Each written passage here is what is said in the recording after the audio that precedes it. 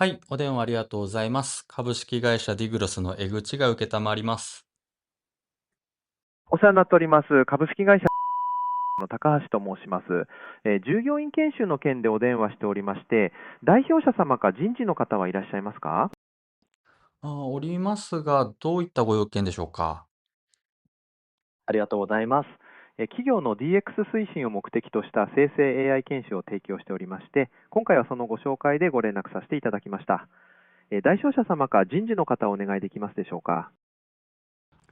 承知しました。もう一度会社名いただいてもよろしいでしょうか。